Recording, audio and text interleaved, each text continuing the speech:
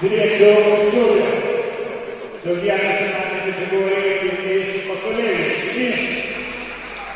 Soglia nazionale categoria Гребененко, Денис.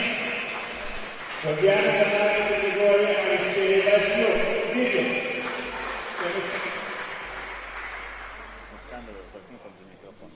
Уважаемые зрители, приветствую слово представляется заместителю председателя Могилевского областного исполнительного комитета Руслану Борисовичу Страхову.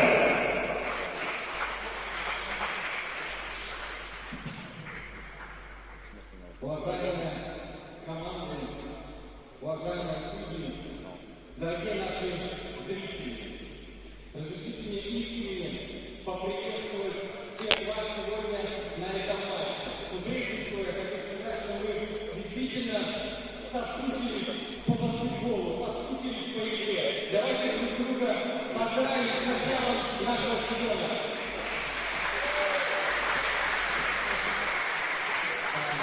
Команда «Борисен» к этому новому сезону подошла в обновленном составе, но я уверен, что команда по-прежнему будет демонстрировать яркую игру, по-прежнему будет демонстрировать достойные результаты. Ага. Я хочу пользоваться случаем. Что-нибудь можно и сказать. Вот открывается сезон в Могилеве.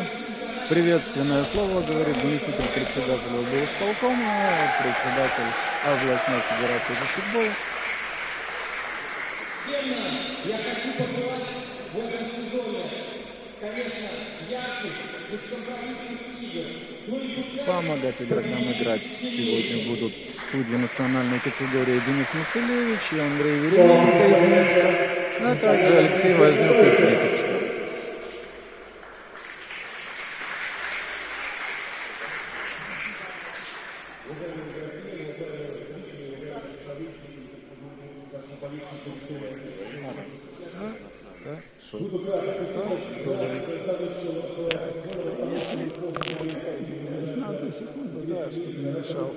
Наш любимый президент попал в Лигу Европы и будет участвовать в групповом этапе. Это добавляет нам еще более ярких матчей. И нам тоже понравится. Это добавляет нам большее количество ярких матчей и больше возможностей выполнить свою энергию и поддержать свою команду. И пусть будет сильнейший. Звучит гимн Республики Беларусь.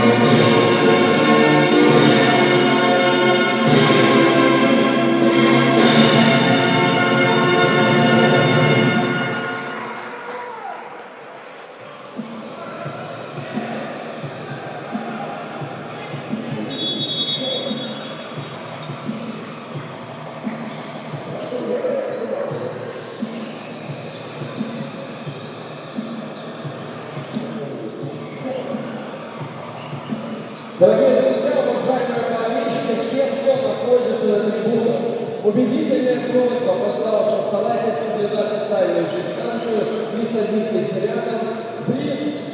Если почувствовали себя плохо, вдруг возможно повышение температуры, просто подойти к медицине, всегда померить температуру. Но еще одна приятная новость, помимо начала старта чемпионата Республики Беларусь, сегодня есть именинник. Это наш любимый фотограф Александр Гребенев, он находится здесь.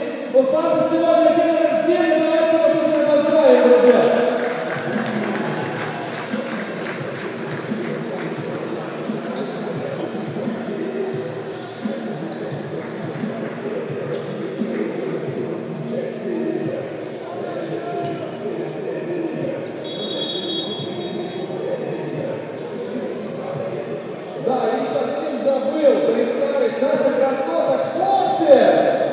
Сегодня в расширенном составе можешь перемотать повести. Хороший вопрос. Немного заглушает. Тот микрофон будет лучше воспринимать. Попробуем. Ну вы мне свистните, когда. Уже можно. Вот.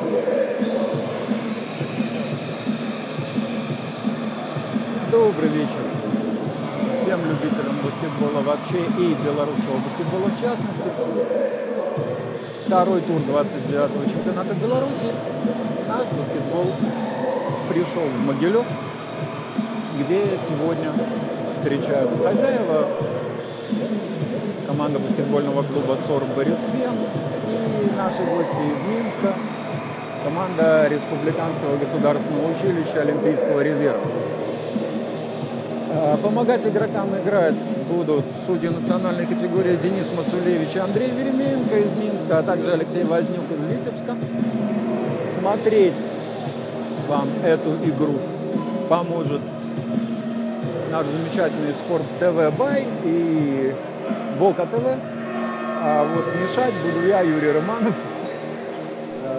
И пока у нас есть еще некоторое время до начала игры, представим составы команд. Начнем с наших гостей. Команда «Аргуор», а главный тренер ее известный в прошлом белорусский баскетболист Николай Алексеев. Они играют традиционно в черно-красной форме.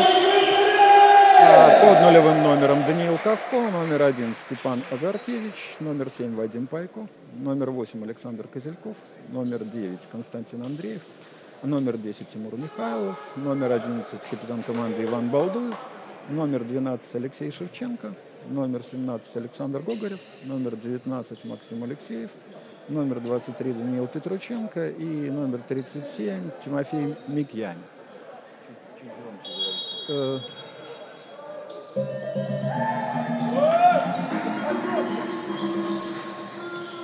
Состав могилевской команды будем представлять уже по ходу.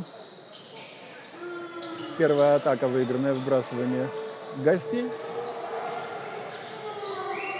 И первая набранная 2 очка. Алексей Шевченко легко прошел защиту могилевчан.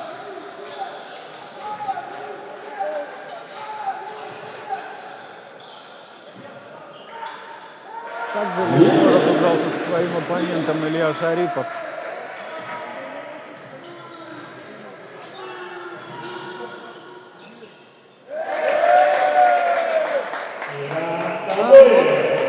К большой радости Иван Балдуев, к большой радости местных болельщиков, потому что Иван, несмотря на то, что играет за команду гостей, он воспитанник могилевского баскетбола. Очень весело. Начали команды. Минута прошла. Счет уже 5-4 в пользу могилевчан. Только что свою уже традиционную трешку положил Александр Копачев. А Влад Микульский собрал первое персональное замечание в сегодняшней игре.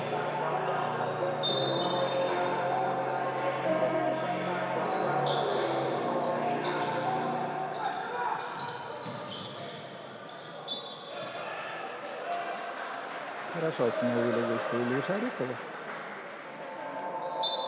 Дюпри Макбрайер вносит мяч из-за лицевой. Отыгрывает с Бруксом Де Бишопом.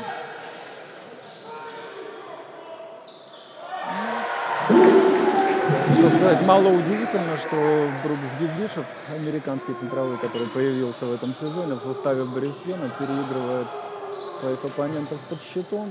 Вот. А заодно отмечается и блок шотом на Вадиме Пайку.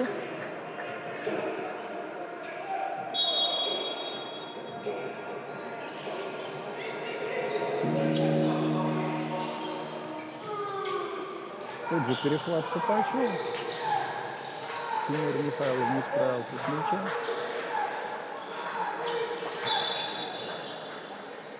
И еще один фол. На этот раз Максим Алексеев фалит на Бруксе Де Бишопа. Максим Алексеев первый фол замену. Замечательный Степан Азаркевич первый. Появляется Степан Заркевич и команда РГОР.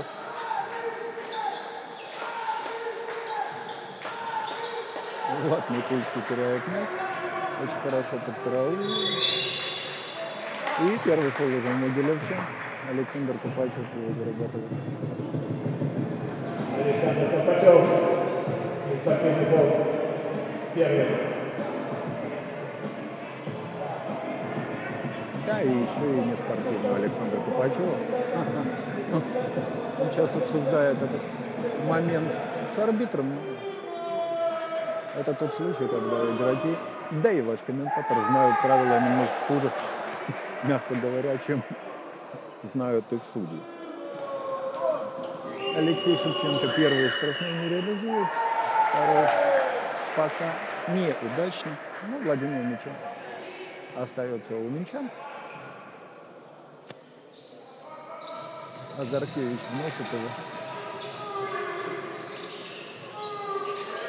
И сам же, да, не рискует атаковать из-под Брукса до Бишопа. Бросок не точный, ну и передача Макбрайера на Копачева точностью не отличалась.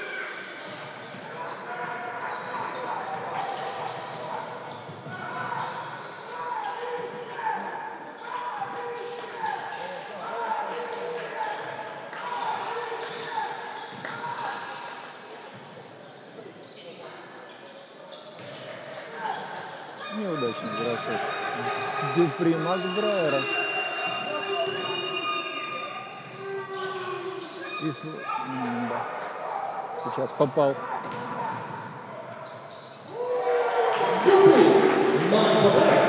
Первая очко набирает американский разыгрывающий Борис Вена.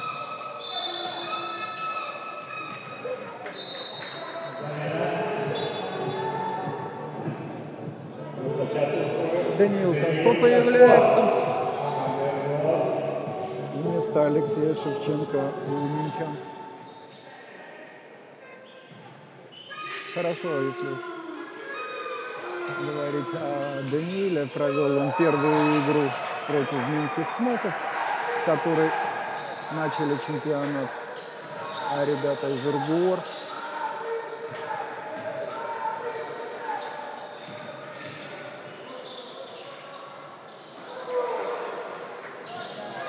Неудачно. Минчане организуют атаку, не справляются. А могилевчане пока приблизительно так же, как и юные гости, не могут послать мяч в кольцо. Точностью, в общем, не отличается, несмотря на то, что по прошествии 3,5 минут и ведут со счетом 9-4. Ладно, не пусть состав могилевчан сажает на скамейку, поговорить с ним о жизни, объяснить, что он делал не так и что ему надо делать в будущем. На площадку выходит Александр Харкевич, ветеран могилевской команды, который сегодня по причине болезни капитана Борис Вена Артем Малькова выполняет функции капитана.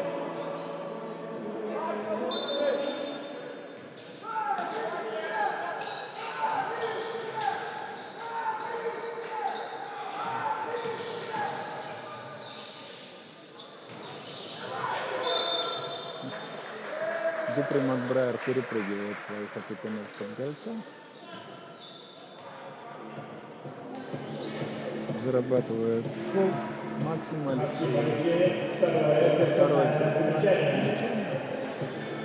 в общем, для передней линии олимпийцев это, конечно, не трагично, но уже звоночек, потому что все-таки Максим Алексеев основной центральный этой команды. Вот видите, Брукс де Бишоп набирает свои 2 очка с линии штрафных. Могилевчане пытаются прессинговать, но не очень живо. Тем не менее, заставляют ошибиться минчан.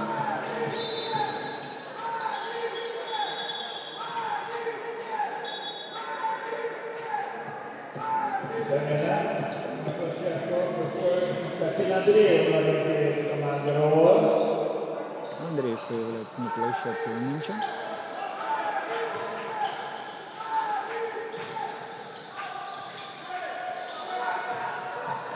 А вот прекрасный перехват. И да! Даниил Гастон. Гастон порадовал болельщиков данком.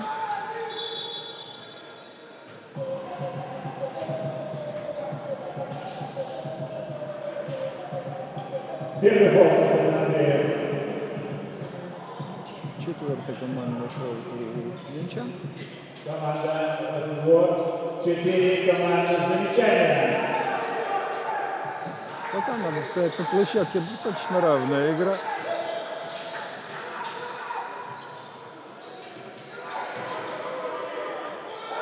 Только ожидаемо минчане не могут справиться с Бруксом Дебишепом.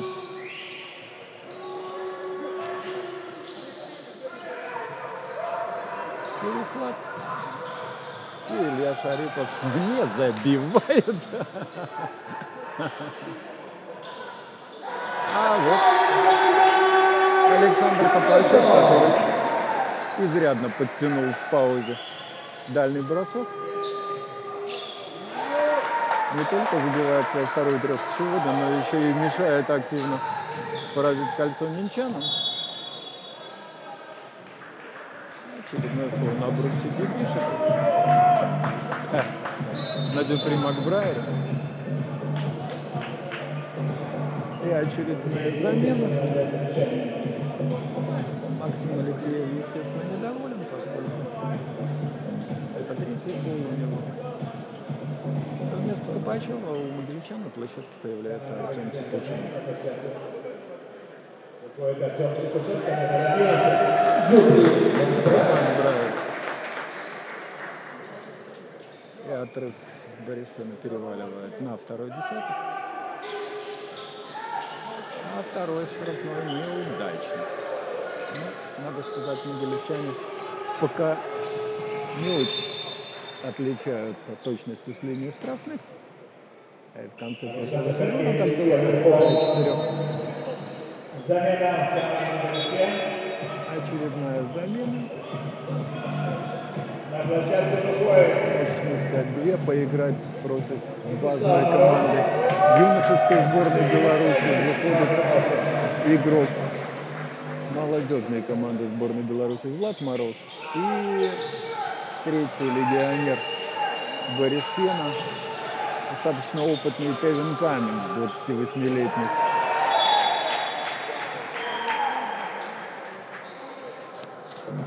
Попадает под горшок Сикушенко Константин Андреев.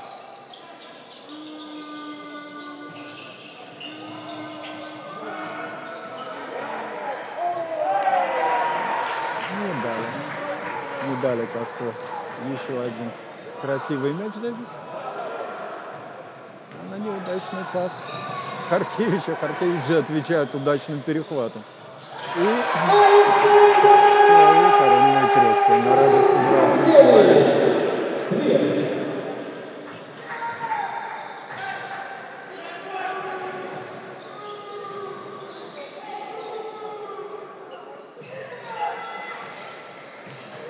Минчане то же самое сделать не могут. Быстрый прорыв. Дюпри Макбрайер с Кевином Каменсом. Моменты легко, очень легко используют. Так незаметно совершенно отрыв добрался уже до 16 очков.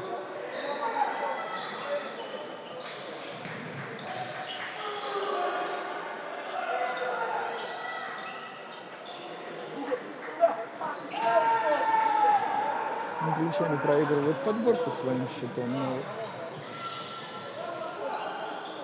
не удается им отличиться так же, как и Макбрайеру.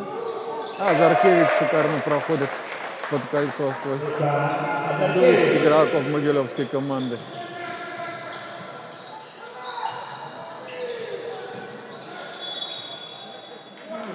Стивен Каммингс наступает на линию. Все-таки сказывается то, что последнюю неделю многие могилевские игроки чувствовали себя не слишком хорошо. Но наступившая осень, извините, перехват Никульского, и то, за что болельщики за его слэмданки. 24-8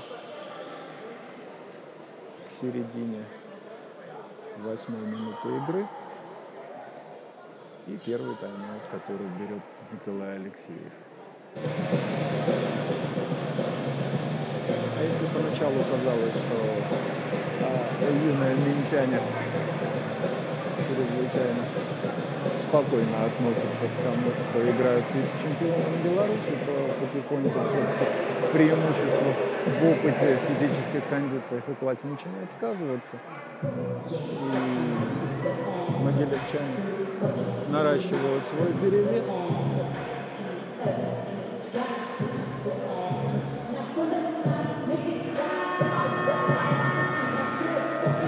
Впрочем, я думаю, что вряд ли кто-то из специалистов ждал сегодняшней игре серьезной борьбы. Все-таки минчане,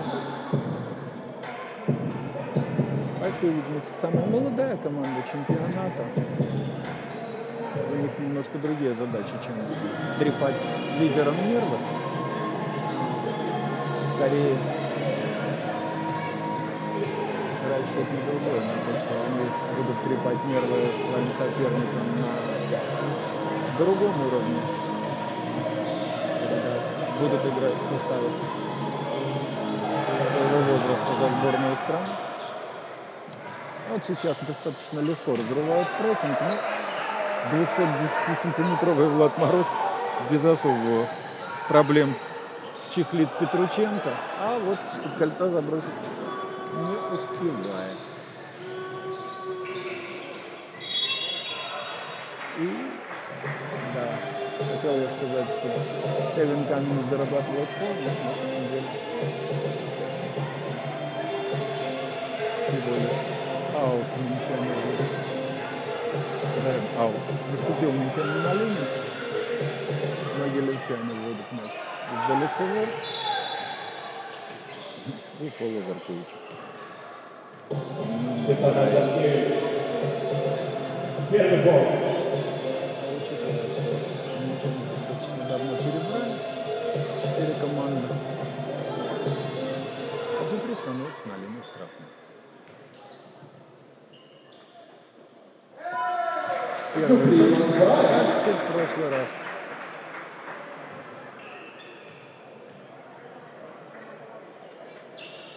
На этот раз и второй. Макбрайер пока самый результативный игрок этой встречи. У него на счету 8 очков. Хороший матч. Азаркевич и Каско организовали. 26-10. Борискен впереди. Влад Никульский шикарную передачу отдает, только вот Артем Сикушенко с дуги не забрасывает. Убирает. И добавляет мячик. Открывается это своим очком.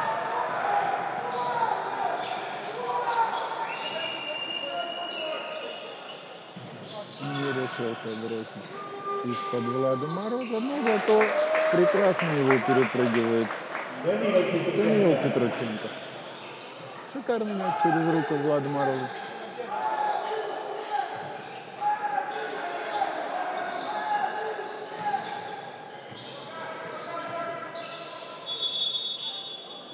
Дюпри забивает колонку.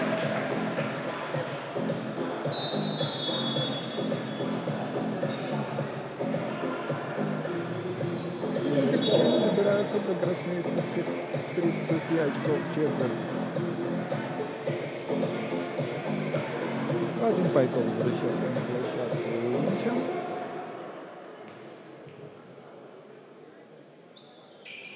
А вот Дюпри есть.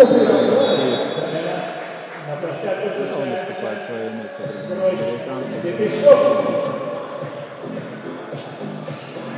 Номер 19. Серьезная передняя линия у могилевчан сейчас.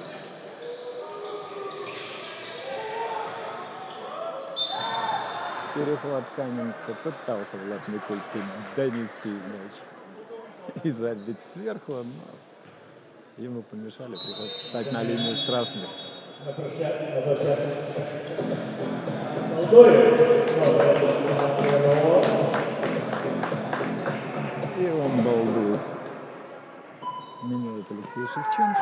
Владислав Микульский. А Влад Микульский доводит перевес могилевчан до 23 очков. И стандартно промахивается, стандартно для могилевской команды. Второй штрафной.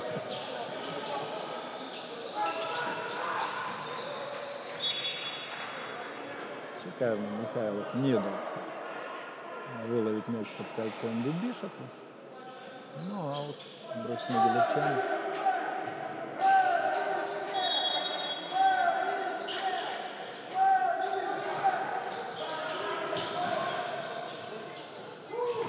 Камень такой шикарный сквознячок на последней секунде владения. 47 секунд до окончания первой четверти. Достаточно весело. Заканчивается первая четверть. Влад Микульский сам все делает. Сам перехватывает. Сам забивает. Владислав Микульский. Ну, Влад из тех игроков, которых уговаривать играть не надо. Он всегда готов. Хороша. Хороша трешечка. В исполнении Пайко.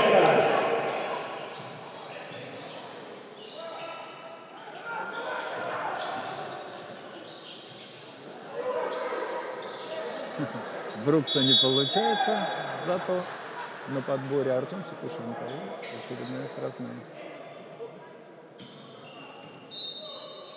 Замена. На площадку возвращается 9 фол, кстати, Сатин мяча в Андреев. этой Номер четверти. 9 команды РО. Для большинства игроков не критично. Лишь у Алексея 3. Первый Артем не попадает. Пустая точка в этой четверти. Нет, все не попадает. И второй, и у Мичан шанс. Хороший. Все заканчивается тем, что мяч оказывается в руках у Влада Морозова. 34. Первая четверть 34. Борис Свен. Что называется, могилевчане сами играют и не слишком мешают играть команде РГО. Пока пауза, можно несколько слов сказать о том, что делает в чемпионате. Могилевская команда первый тур пропускала, поскольку стала 11-й лишней. РГО в первом туре играл против одного из фаворитов чемпионата Цмоти Минск. Пусть они пока и выступают в чемпионате резервным составом. Цмоти отнеслись к сопернику как обычно серьезно и обыграли РГО со счетом 106-36. Немного было возможностей у юношей забросить. Броски издали не шли, под кольцо их особенно не пускали. Ну, в таких условиях отличились. Больше всех настрелял Даниил Каста.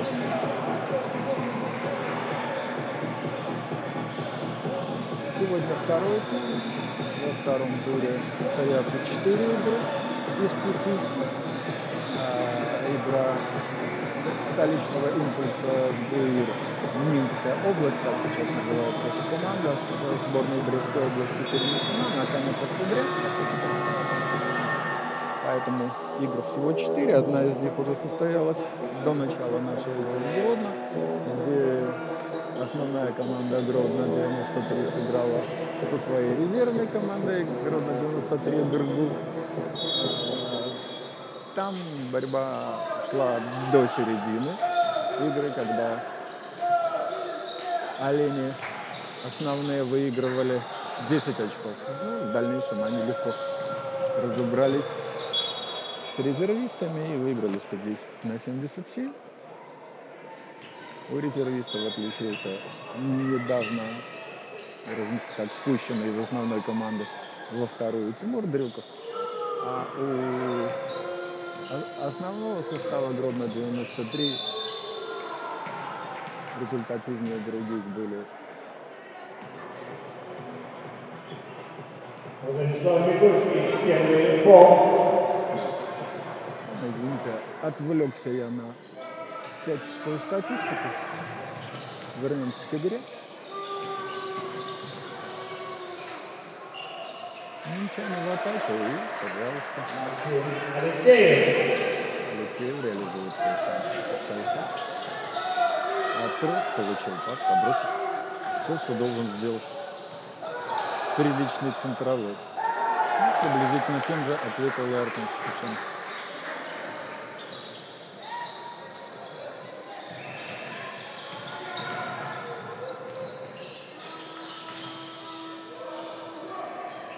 Пытаются могилевчане максимально осложнить жизнь своим юным оппонентам.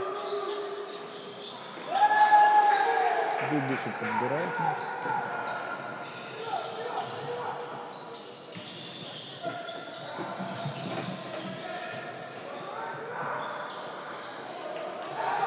И заканчивает атаку, подбирая мяч уже на чужом щите и добивая Артем. 38-17, те же 22 десятка очков. Отличный мяч. Вадим Пайко. Пайко.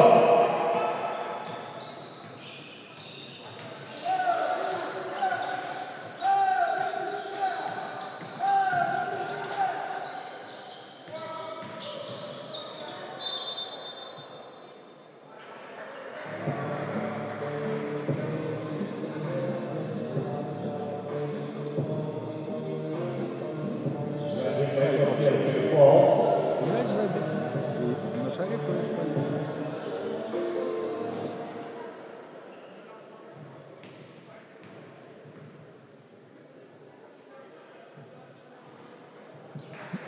И. Я подозреваю, чем будут заниматься на следующей тренировке игроки Могилевского Борисена.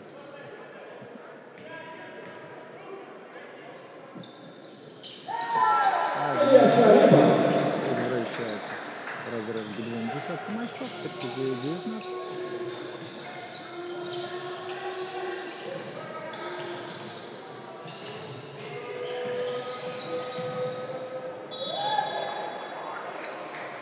Персональный фаул. Персональное замечание Бибишева. Первый фол.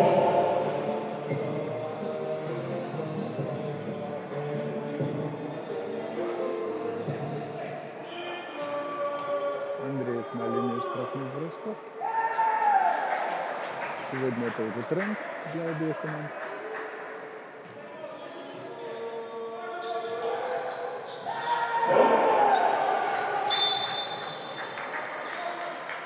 Тимур Михайлов не дает забрать мяч Сапушенко, и мяч остается ничем.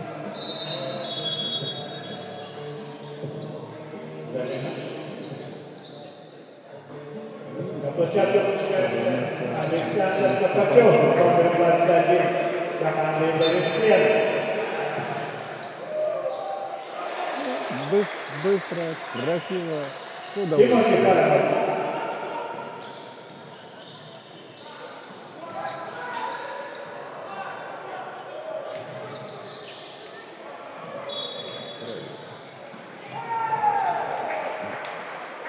Да, этот горшок будут Дебишку не засчитают, но болельщиков порадовал.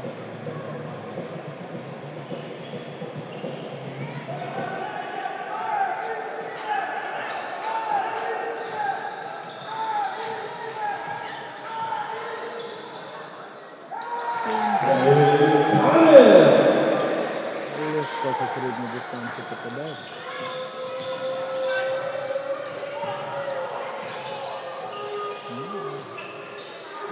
прессинг, в общем-то, пытался организовать один Шарипов. Жаль, да. Жаль, но мяч после броска Балдоева в кольцо-таки не попадает. Второй гол. Владислав Никольский. Но у Ивана есть возможность исправить мировую несправедливость с линии штрафной. Очень капитан Аргор. Иван Валдоев.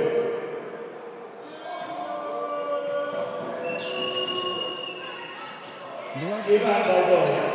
Дважды точен. Остается 18 очков от отрыва Борискин. Явно во второй четверти минчане веселее, чем могилевская команда. Но напоминает о том, что он снайпер.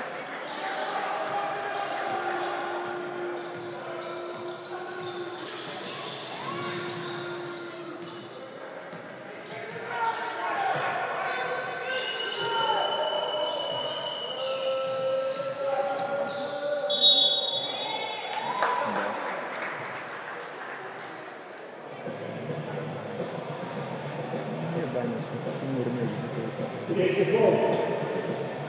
Становится на линии штрафной. А у Микульского это 30 Борискин, 4 командных замечания. Вряд ли ошибусь, если скажу, что вскоре ему придется отправиться на скамейку запасных и вступить на скамейку из партнеров. Тянет первый бросок. Не попадает, второй Тимур точно. Михайлов. У нас минус 20 для Аргор.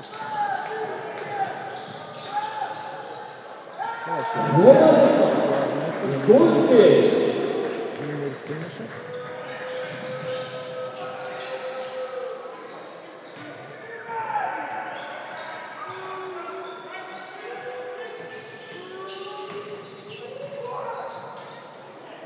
Увы, проход был хороший, мяч в кольцо не попал. А Кевин Каменс отвечает тем же, посматривает на судью, ожидая, что свистнет его оппоненту фол.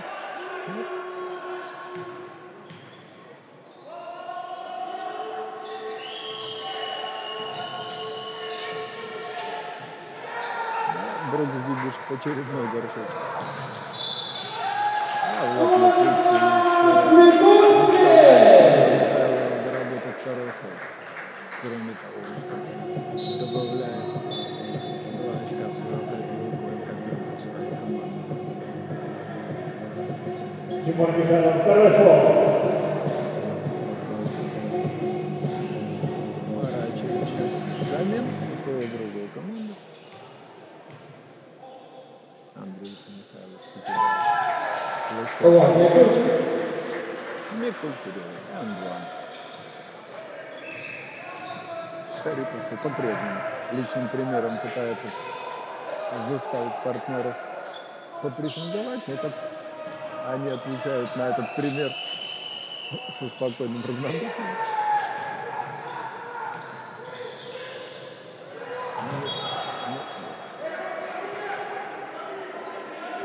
Не вылавливает Мороз пас Макбрайера.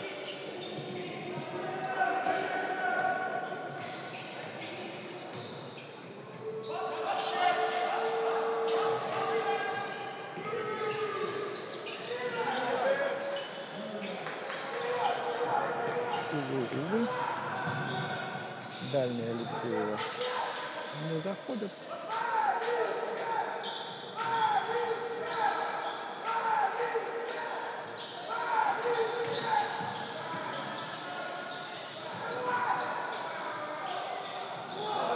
И не дает донести Макбрайеру.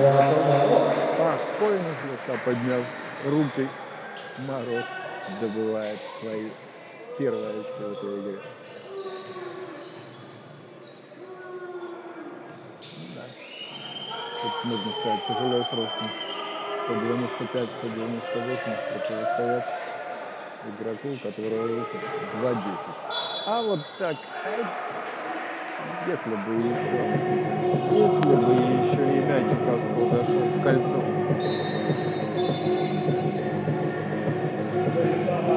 Первый гол.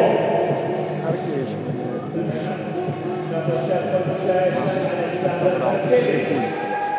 Номер 88. Команда Бельсвет. Всего лишь пару советов выслушал от главного тренера. Даниил Касков.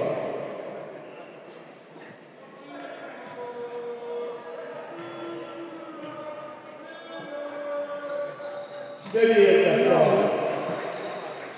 Даниил Каско явно выбивается из сегодняшнего тренда попадать не более одного штрафного броска.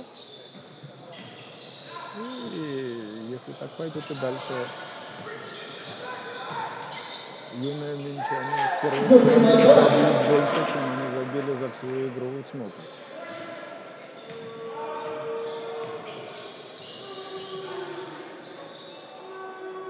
Макбрайер продолжает набирать очки, по-прежнему оставаясь самым результативным игроком в этой игре. Харкевич твоевывает мяч.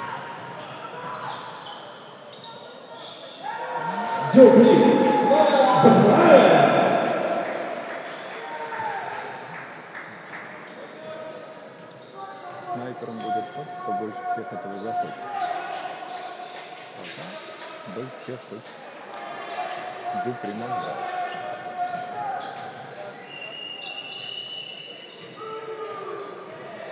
Мара с Бибисопом не пустили. Подходится Азаркевича. Зато шикарно набрал очередные 2 очка. Ну вот такой зашел.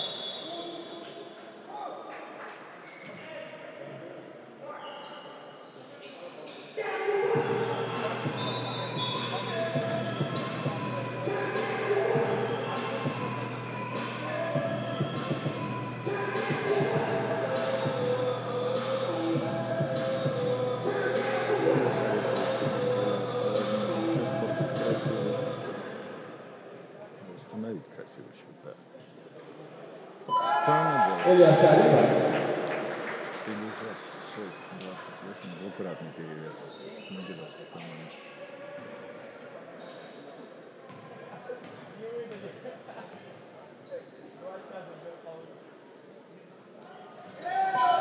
Илья Шарипов.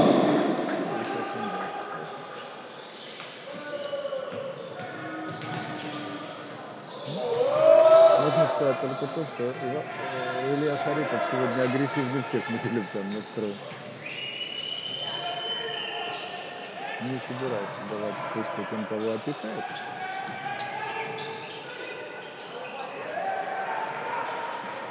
Ну, а Брукс, Бибишев традиционно хозяйничает под кольцом.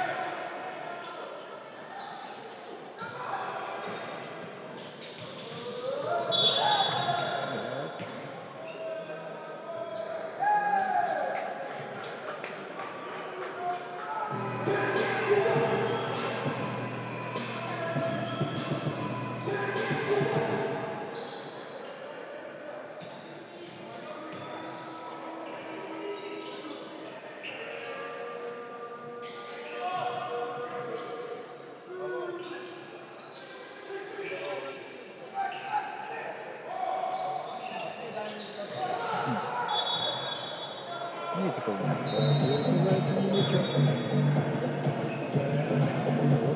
Мороз не поторопился.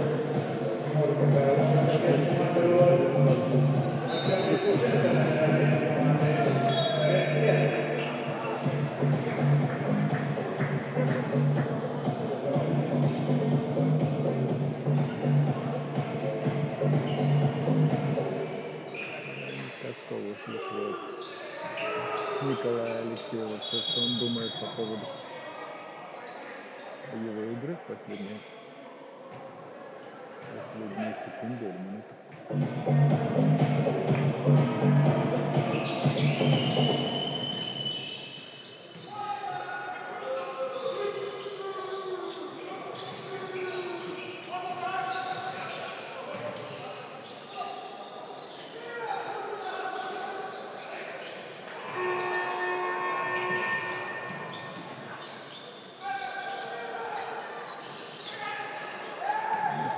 Издали мяч не торопится попадать в кольцо Могилевчан. собственно говоря, и Макбрайер отложившийся, если можно так выразиться, на трехочковый бросок тоже точностью не отличился Нестеров.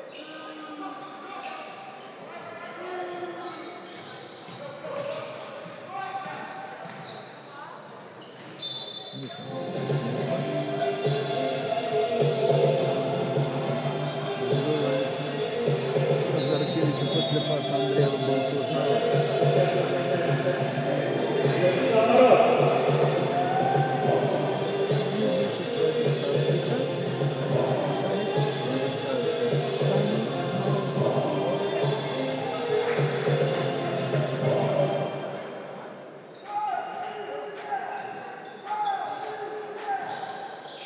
Болельщики пытаются как-то повеселее атмосферу создать. Последняя минута первого времени. Не вылавливает в очередной раз Влад Нестеров. На этот раз после паса Панина.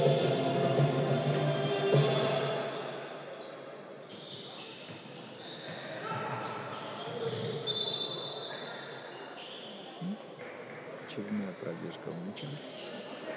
Шевченко не нашел, кому бы из На партнеров. площадке встречается Иван Балдуев, номер 11 команды РОР.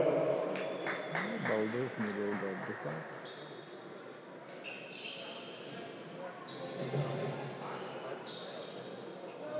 Проштрафился Шевченко и Минаев.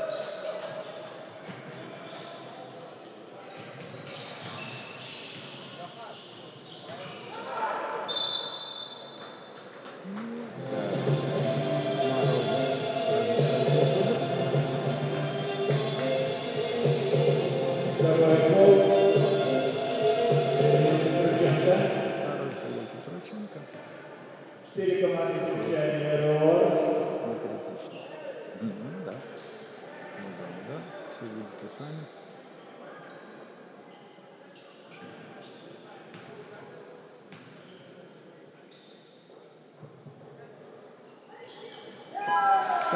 Второй. И плюс 36. Вот 40 борется.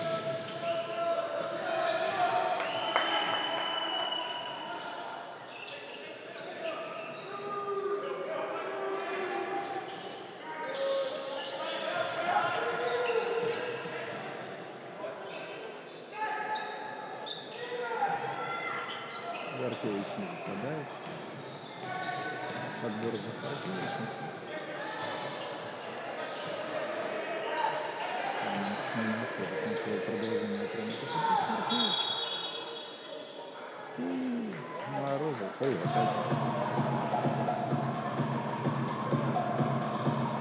Владислав Морозов. 3. Первый гол. 2 секунды остается до окончания первой половины этой игры. И Николай Алексеев пытается неплохо взять таймаут и попробовать со своим подопечным дело до броска и набранных очков довести.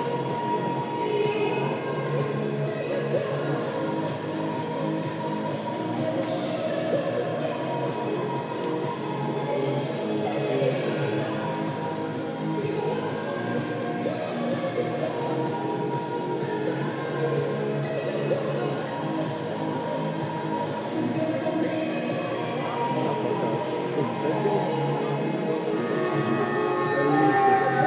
пытаются завести публику и да, возможно, у них очень сильно получается.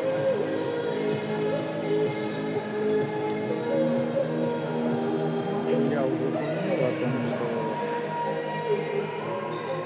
осень, пора всяческих заболеваний, не только пресловутый коронавирусный инфекция, но простуд, ангин и прочих ротавирусов.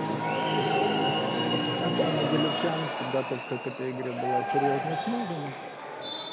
Неудивительно, что команда в несколько разобранном виде Закончилось. не удалось довести дело до броска минчанам. Первая половина закончилась таким круглым, в некотором смысле, счетом 58-28 в пользу Борисфена. Самым результативным у гостей стал Пайко. У могилевчан Дмитрий Макбрайер. Мы можем смело сейчас сделать паузу и встретимся во второй половине игры. А вот я и соврал.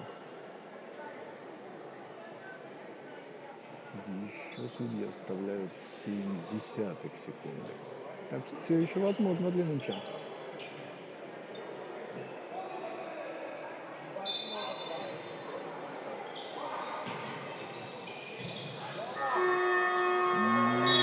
Нет, к сожалению, не получается поразить кольцо. 58-28. Впереди черный Россиян. Встретимся. Уважаемые зрители, Белорусская федерация баскетбола по итогам сезона 2019-2020 годов детско-юношеской баскетбольной лиги при поддержке пятого элемента Нет, мы просто планировали, что у нас приурочены ценные призы лучшим игроком детской баскетбольной лиги награждается наш воспитанник Егор Ботвинков. Награждение проводит главный тренер команды «Президент» Андрей Кривоносов.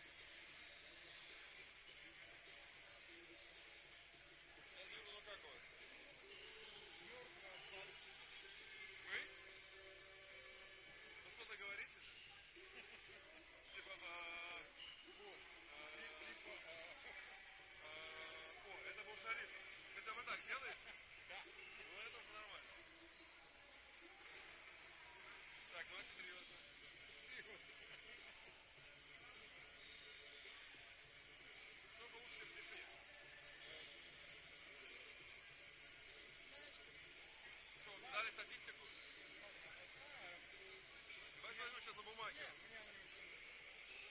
Как не нужна? Скажет, что за первые 2 четверти Илья Шарипов 86 трешек попал только одну. Брали его как шутера, а играть как говно. Что нет, что говорить или что? Эвен, кстати, я тоже очень на ассист. А лучший Брук. Кто лучше? Брук. 7 подборов, 3 блокшот. 8 очков. Это, наверное, детей просто размаз. Здесь на надо заниматься сейчас. Пока не тренировал. Ну я понимаю, блядь.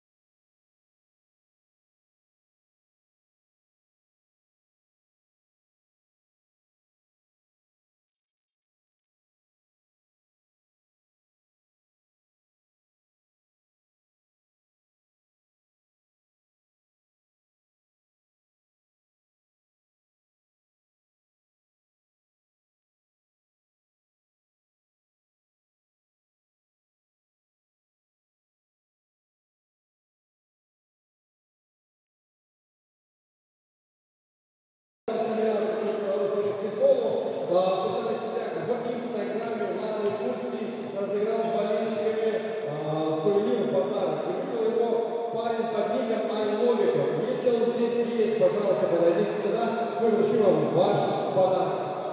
Парень в Инстаграме, который подписан Ай Новиков. Пожалуйста, подойдите ко мне, мы отдадим вам ваш подарок, который вы выиграли у Владимира Курского. Спасибо.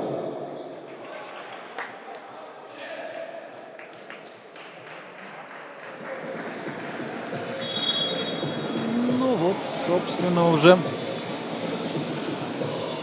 практически все готовы начать вторую половину игры второго тура 29-го чемпионата Беларуси по баскетболу среди мужских команд, в которой встречаются хозяева ЦОР Борисфен Могилев и команда Аргуор из Минска.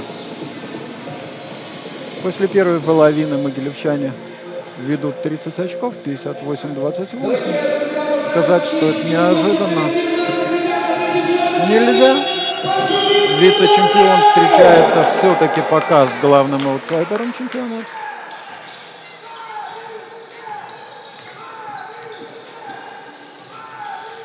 Но надо сказать честно, что молодые минчане местами показывают очень интересный и даже красивый баскетбол. Не удается Илье Шарипову начать вторую половину точным дальним броском. Свою первую атаку в третьей четверти организуют минчане.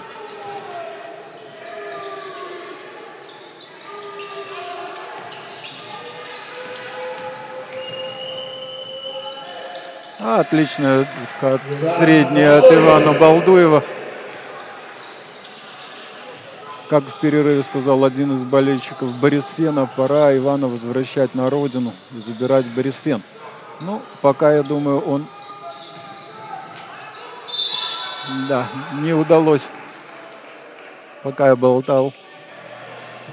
Хорошо вышел на бросок Артем Сикушенко, но не попал.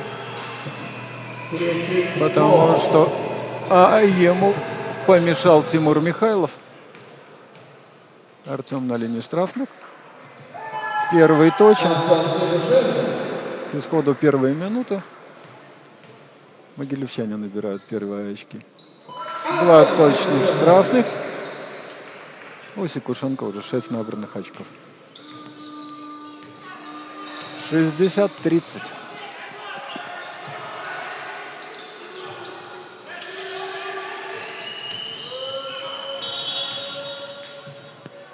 На линию Пайко наступил.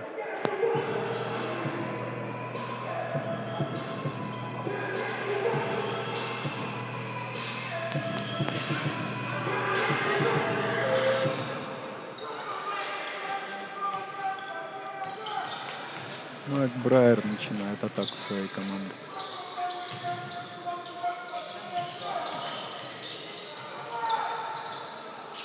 Шарипов выводит на бросок Влада Микульского.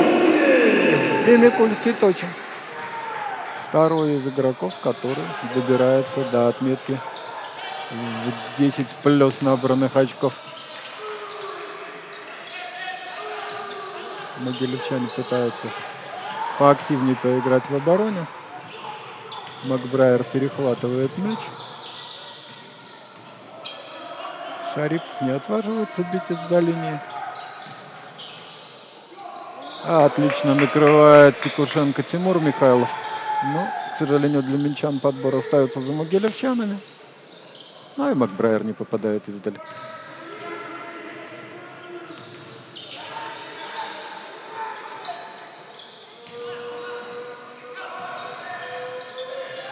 Нет, такой пас, конечно, Пайко было не выловить. Хорошо Шевченко ушел от Шарипова, но передача на периметр была, ну, рассчитана где-то на рост Влада Мороза. 2.10, а то и больше. Легко прошивает Макбрайер. Пробежал по левому флангу, закончил пробежку лейапом результативным. И попробует сделать очередной N2.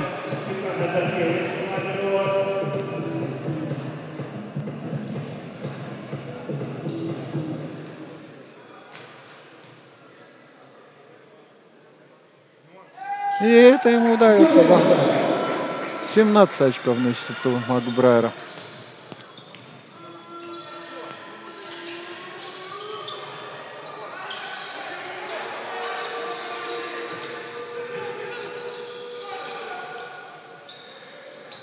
Вот.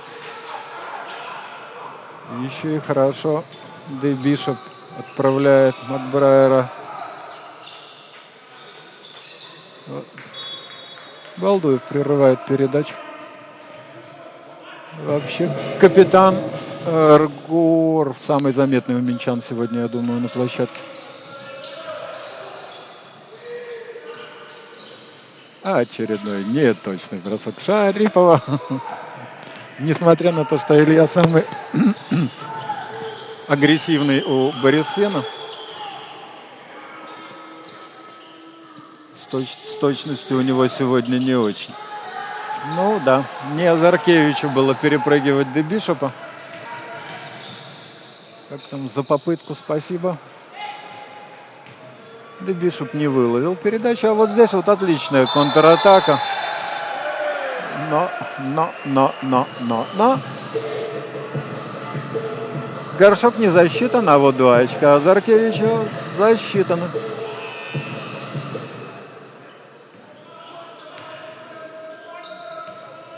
Красивый момент.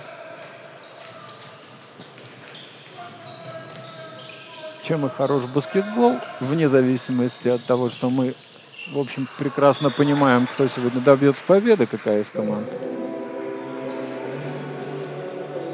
Тем не менее, в игре можно увидеть массу красивых моментов с обеих сторон. И юные минчане часто ни в чем не уступают более опытному сопернику.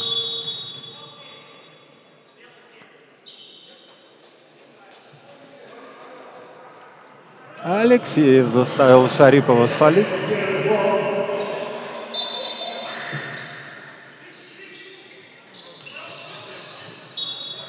Но это очень неудачный ввод мяча.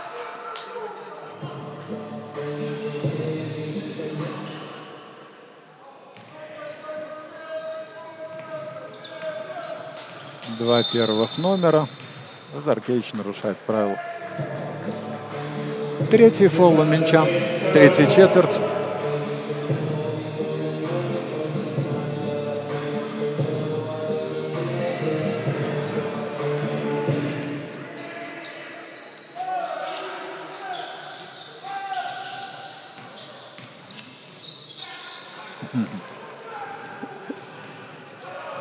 Перемудрил, говорят, в таких случаях Микульский, но зато помешал. И очередные. В общем, легкие для Макбрайера 2 очка.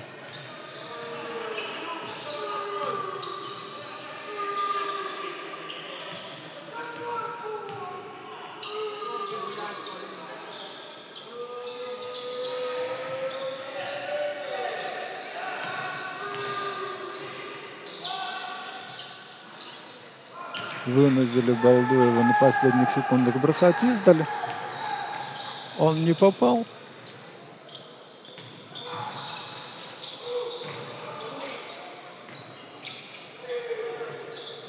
Сикушенко довел мяч до Шарипова. И у Шарипова 10 набранных очков. 11, прошу прощения, набранных очков. Перехватить ему не удалось. Сикушенко подбирает мяч. Ага. А Микульский добивает после промаха Макбрайера. 72-32. Плюс 40 у могилевчан.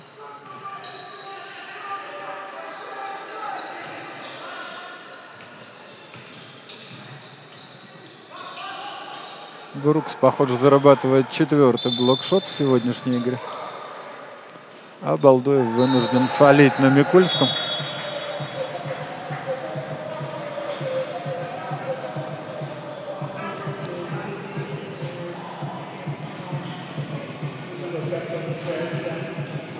Шарипов уступает место Копачеву. Минчан, Андреев и Михайлов покидают площадку. Сикушенко теряет мяч. Каско своей активностью вынудил его это сделать.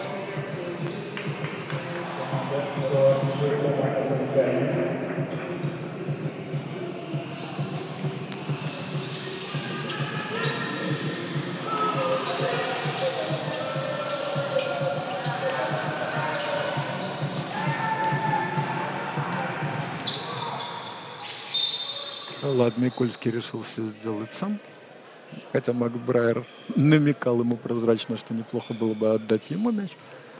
Но забить не забил, зато заставил соперника свалить. Это, кстати, у Заркевича 3-й фол. И будет выполнять штрафные броски. Тем временем Макбрайер уступает место Каммингс.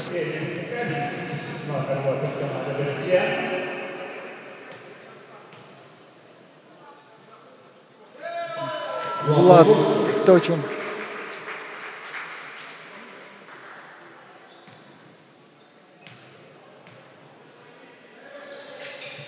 И второй. Тут даже 14 набранных очков у Влада. Кроме всего прочего. Плюс уже 4 перехвата.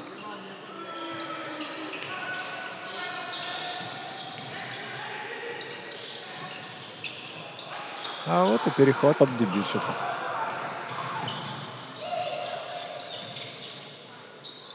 Убегает Микульский.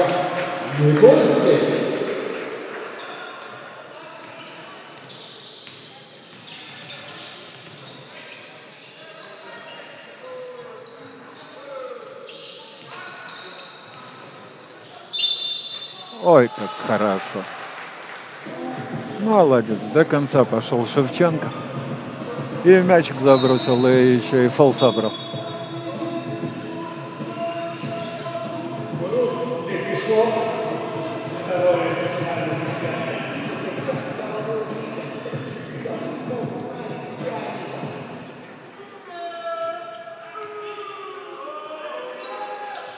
И штрафной забил. Алексей Шевченко. Во всех отношениях молодец.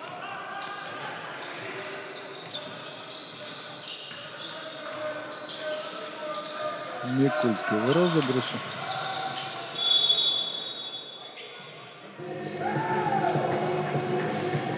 А Пайко фалит на Каммингсе. Второй пол. Ну и поскольку минчане уже перебрали персональное замечание, Каммингс становится на линию штрафных.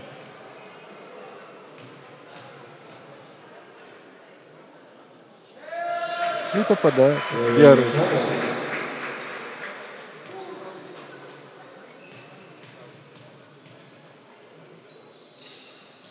Да и второй. Плюс 43 у Могилева. Посерьезнее во второй половине взялись могилевчане играть в защите. Совсем непросто стало олимпийцам.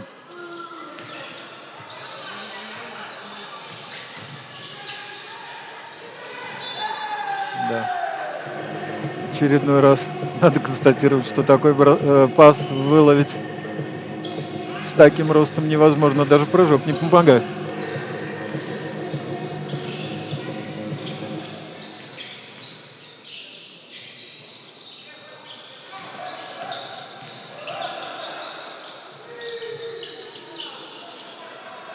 Микольский вывел на дуге Каммингса. Ой, замечательный бы проход, да вот еще бы завершился точным броском. Сейчас Влад в очередной раз понадеялся на партнера. И в очередной раз мяч оказывается у Дебишева. Но не ребятам из РГОР соревноваться под счетами с Бруксом. Ну, отличная школа зато.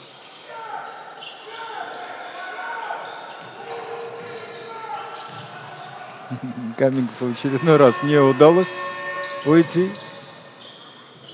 А напрасно, между прочим. Напрасно трогал Каской этот мяч. Вполне вероятно, что он бы в кольцо и опустился.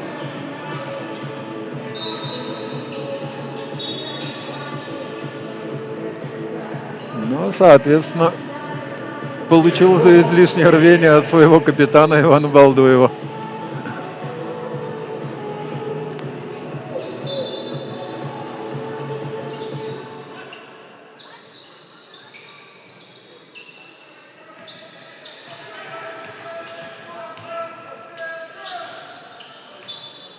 Ну, сейчас Каммингс перехватывает пас на Шевченко. Задумал-то Пайко хорошо все. Но руки Каммингса еще не единожды в этом сезоне мы будем вспоминать. А сейчас он просто-напросто остановил Михайлова. И это спорный мяч в пользу могилевчан.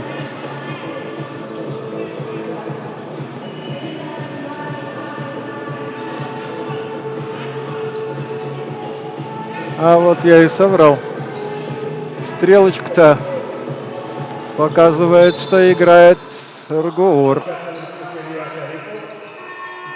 Михайлову пришлось бросать на исходе времени.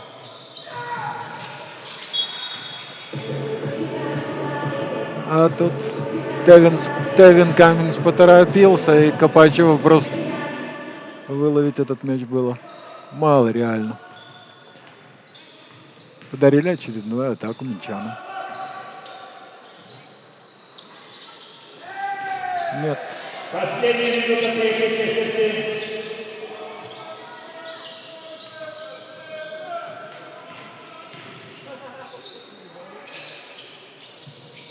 А вот и Копачева не получается забить издали. Зато Секушенко выигрывает свою дуэль под щитом у Алексеева.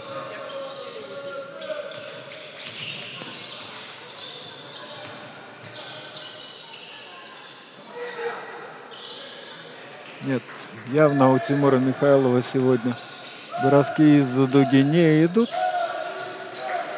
Судя по всему, последняя атака в этой четверти.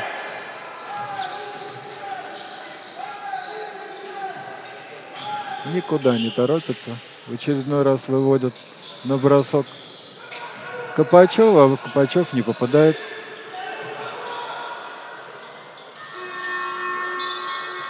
Да и у Макбрайера не получается. 80-35. Опять красивая цифра. Плюс 45 у хозяев. После 3 четвертей самая результативная Дюпри Макбрайер, набравший 19 очков. Влад Микульский 16. И Илья Шарипов 11. Все Цор Борис Фен. Оргуор, самый результативный капитан Иван Балдуев, у него 8 очков. У Пайко 7, у Каско 6.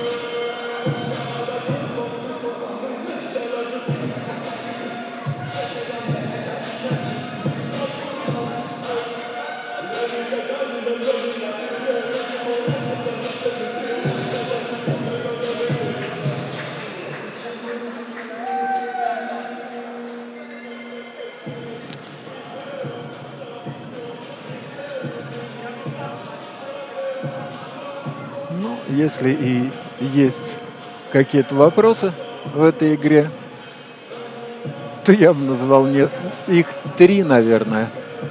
Один из них, кто из игроков РГОР доберется до 10 набранных очков, выйдет ли на площадку впервые наш 6-й номер юный Егор Клюшников у могилевчан, и сможет ли Брукс Ди Бишоп сделать дабл-дабл. Ему оставалось до этого совсем немного. Пару набранных очков.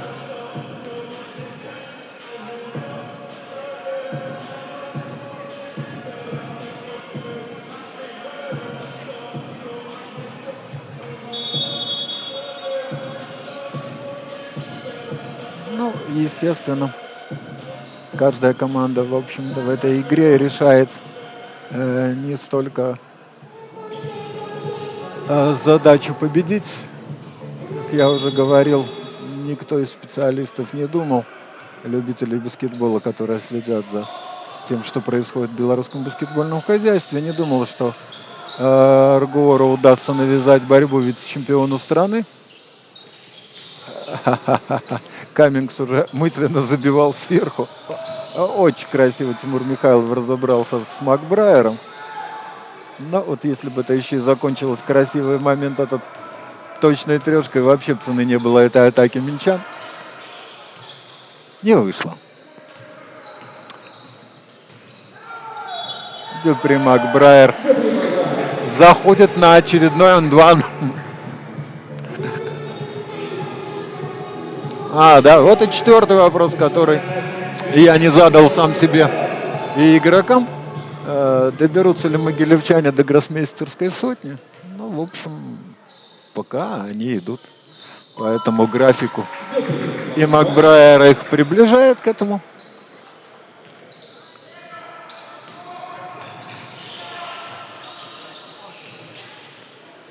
Илья Шарипов сегодня тренирует игроков-гостей. Серьезно очень. Если они хотят дело довести до броска хотя бы... Ой, пока я болтал. Каско у нас шикарно. Положил трешку из угла.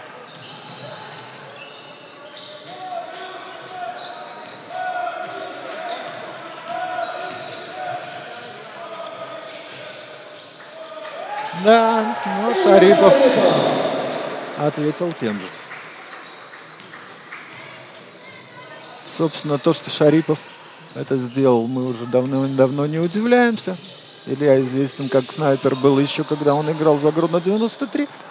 Но я надеюсь, что скоро не будем удивляться и тому, что такие броски регулярно реализует Каско. Вот сейчас классный пас, но через Секушенко не прошел бросок.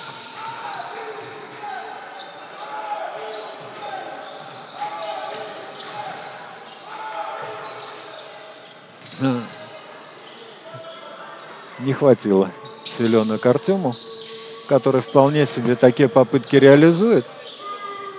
Ай-яй-яй. Все сделал хорошо, но мяч облизал колечко, да не зашел. Артем выудил мяч под кольцом, но отдал его.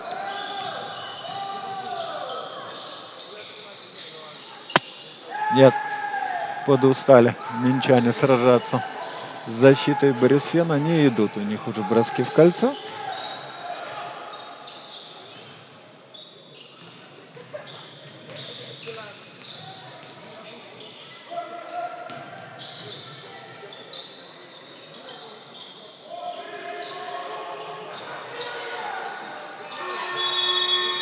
А вот и не успели. Да, Каменец-то, конечно, в кольцо попал, только после того, как истекли 24 секунды на атаку.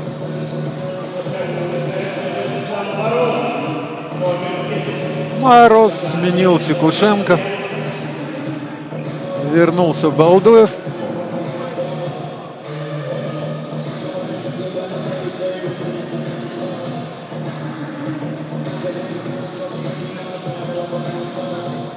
За своей порцией славы вышел Петрученко.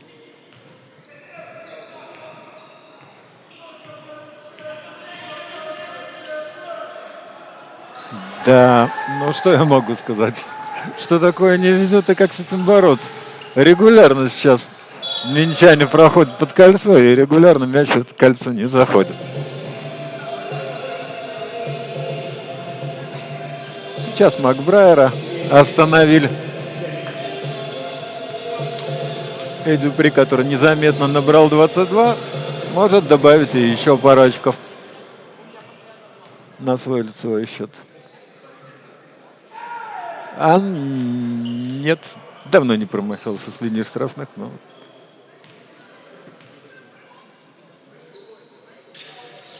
Второй попадает.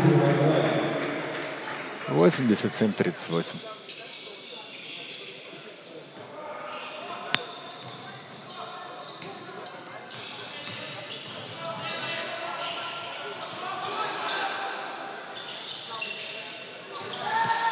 Да, в голове уже выловил этот мяч и мысленно уже забивал. Ой, а сейчас Ваня Балдуев. Отличный переход. Сделал прекрасно, выбил мяч у Каммингса. Правда, мяч останется у могилевчан. Тимур Михайлов под аплодисменты своих друзей и знакомых возвращается на площадку в Минчан. Напомню, это парень из Могилева. Ему здесь многие желают успехов. Да, я думаю, как всем и ребятам из РГУОР, которые, я напомню, являются базовой командой нашей юношеской сборной. Еще раз Шарипов точен. Да. 90 очков могилевчан и плюс 52. Да, если можно так выразиться, засохла атака у минчан.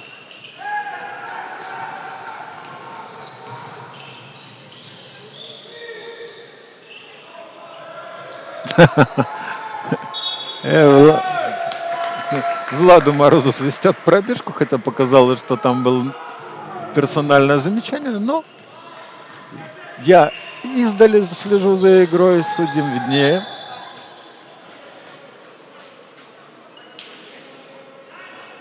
Вот сейчас очень правильно капитан РГУОРа Балдуев объясняет своим партнерам, что надо доводить дело до нормального розыгрыша, а не стремиться выбросить мяч как можно дальше и как можно менее точно. Ой, как здорово. Но и опять нет. Это уже становится как, я не знаю, как в анекдоте, это уже привычка.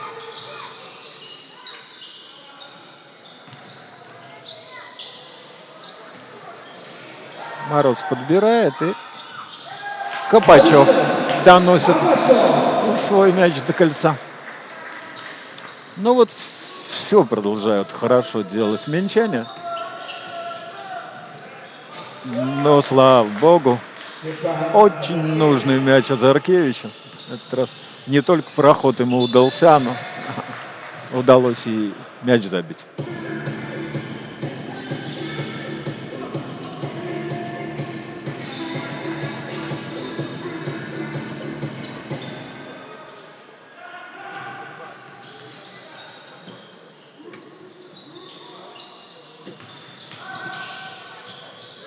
Балдуеву не позволили точно бросить.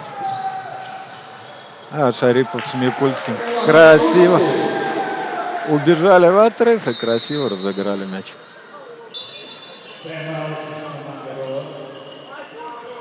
Николай Алексеев берет очередной тайм-аут. А Брукс Дебишоп уже собирался выскочить на площадку, чтобы все-таки сделать свой дабл-дабл.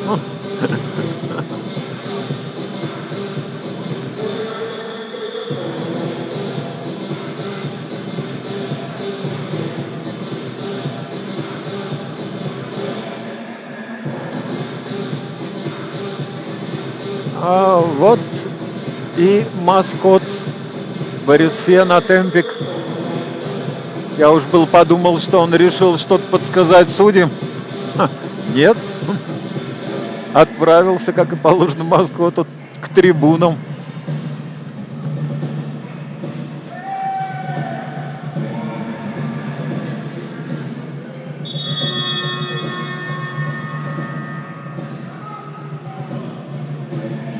Да, если вы не знаете, в паузах на паркете спорткомплекса Олимпийский Foxes Dancer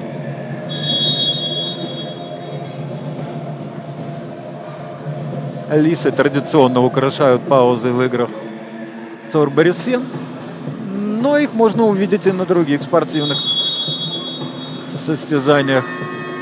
Например, в гандболе или мини-футболе, когда он добирается до Могилева.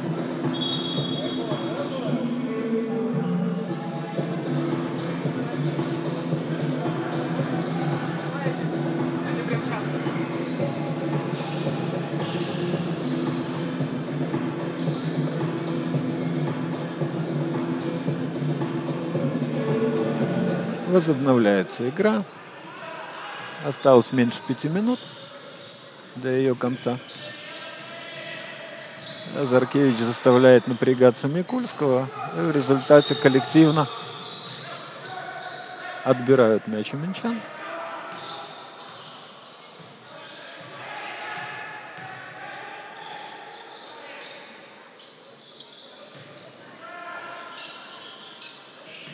Мороз не попадает, но подбирает сам же мяч.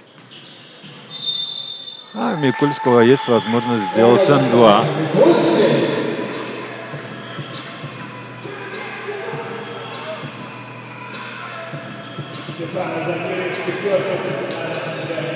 А вот и Микульский подбирается к 2 десяткам набранных очков. Делает N2, да, и переваливает за 2 десятка. 21. Учитывая, что Дюпри Макбрайера нет на площадке, у Влада есть возможность стать самым результативным игроком в сегодняшнем матче.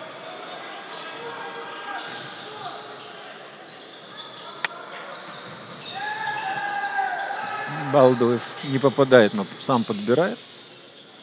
А Тимур Михайлов делает то, что не получилось у товарища по команде.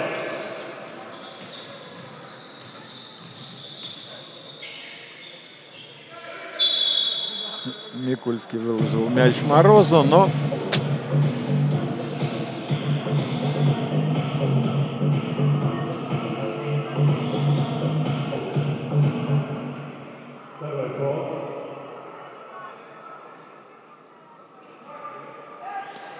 Не попадает Влад в линии штрафных.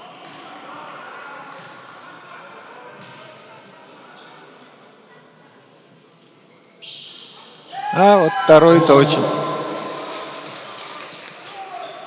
2 очка осталось могилевчанам. Вот уже на трибунах раздаются голоса сотню-сотню. Азаркевич так торопился, что совершил пробежку.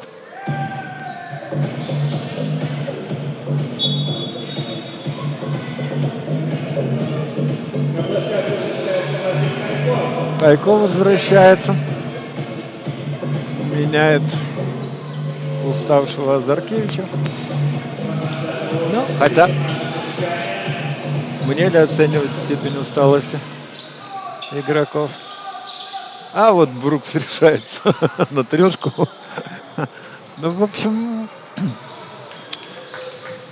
у Дебишопа очень неплохой процент бросков издали. То есть 1 из 4 и даже больше он-то забить может. Но вот как видим, не сегодня. А это суперданк от Кевина Каммингса. Честно говоря, что можно сказать по поводу этого данка? Вот, пожалуй, и все.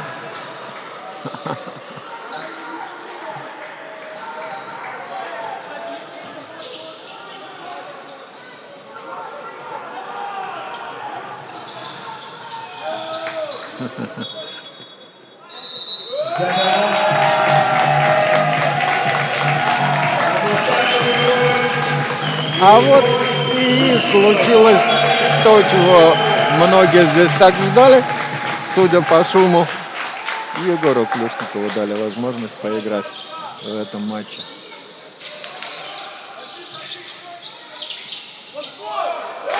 И Клюшников тут же отметился результативным действием, подбор совершил.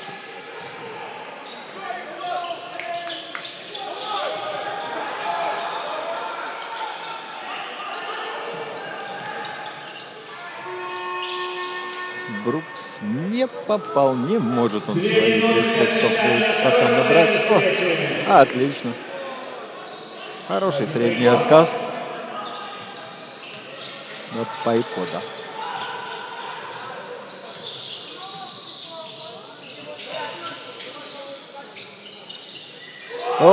А вот Дебишоп набирает свои очки, делая данк.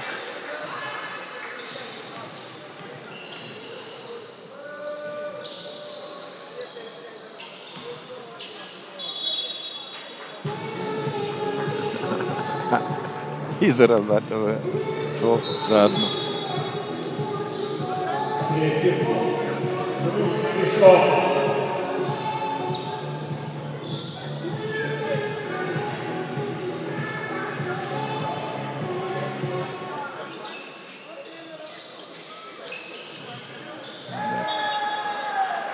Еще один неудачный вынос мяча из-за боковой.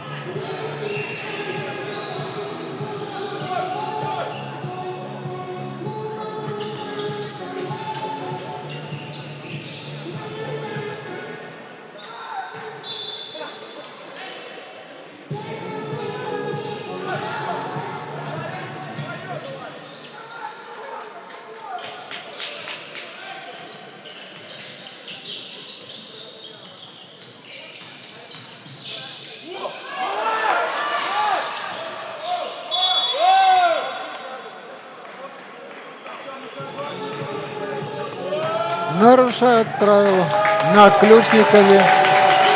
И у Егора возможность набрать свои первые в жизни очки в главном мужском баскетбольном соревновании в Беларуси.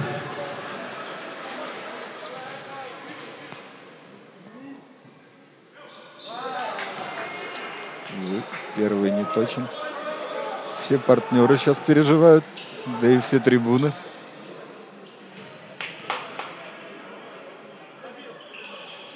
Нет, пока не удается, к сожалению. Но уверен, у этого парня еще будет такая возможность. Возможно, и в этой игре.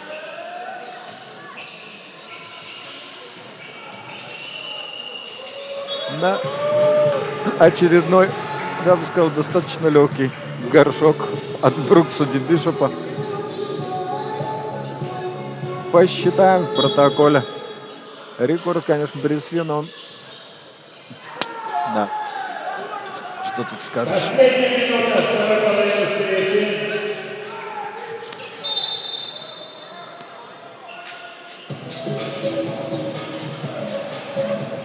Два броска для Влада Микульского. Попадет, сможет догнать Дюпри Макбрайера.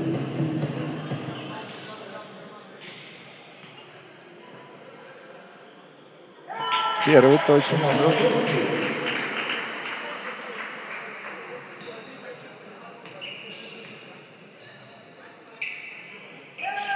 Второй нет.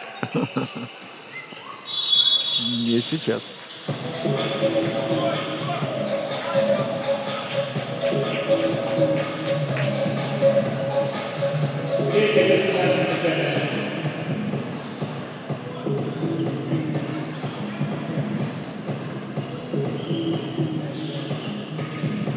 Пока у нас выдалась пауза, скажу, что вы можете пересмотреть эту игру на YouTube-канале баскетбольного клуба ЦОР Брисфен.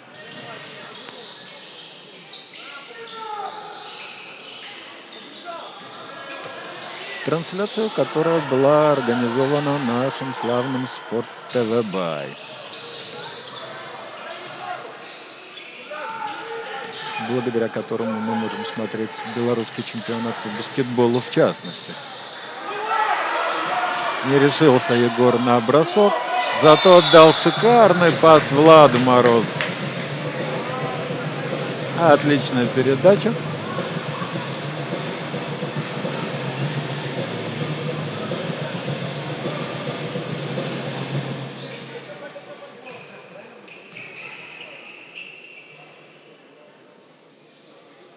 Влад Мороз точно.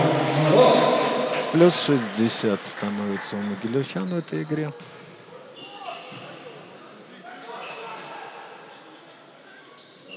И плюс 60 за 20 секунд до окончания этого матча. Испортят минчане красивый счет. Но в том, что они хотят это сделать, я не сомневаюсь, хотя не думаю, что они думают именно об этом. Команда Николая Алексеева пытается завершать результативно каждую атаку. Другое дело, что в игре против Брисфена это не очень часто получается.